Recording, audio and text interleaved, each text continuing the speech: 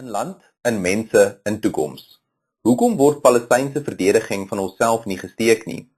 In 1948 is die Arab-Israel oorlog deur Arabiese state begin en Palestynse magte was betrokke by die konflik, meestal as reaksie op Israeliese militêre optrede, besetting en waargeneemde onregte.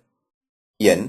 Die Verenigde State en ander westelike lande het beduidende ekonomiese en strategiese belange in die Midde-Ooste, veral in verband met olie- en gasbronne.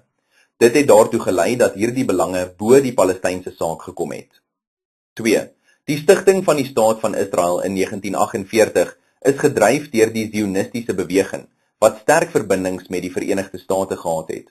Hierdie historiese konteks het bygedra tot meer simpatieke internasionale reaksies op Israel se narratief van selfverdediging. 3. Die Israel-Palestynse konflik is wyd in die media bespreek, met baie uitsaaiere wat meer uitgebreide dekking van Israel se perspektiewe en optrede gee, wat 'n bevooroordeelde persepsie van die konflik skep en lei tot 'n gebrek aan ondersteuning vir die Palestynse saak. 4.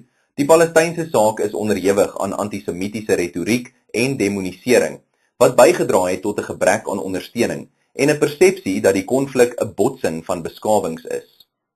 5.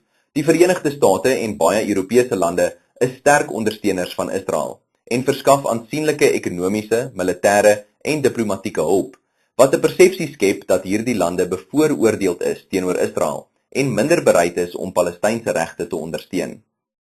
6.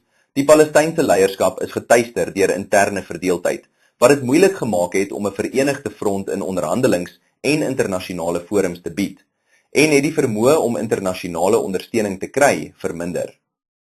7. Palestynse militante groepe soos Hamas is beskuldig van die pleeg van menseregte oortredings en terrorisme.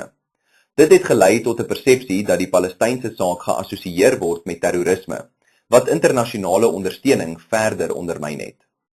8. Die internasionale gemeenskap het hoofsaaklik die twee-staten-oplossing aanvaar as die raamwerk vir die oplossing van die konflik. Dit het gelei tot 'n fokus op onderhandelinge tussen Israel en die Palestynse owerheid, eerder as om die wortels van die konflik aan te spreek of Palestynse regte te ondersteun.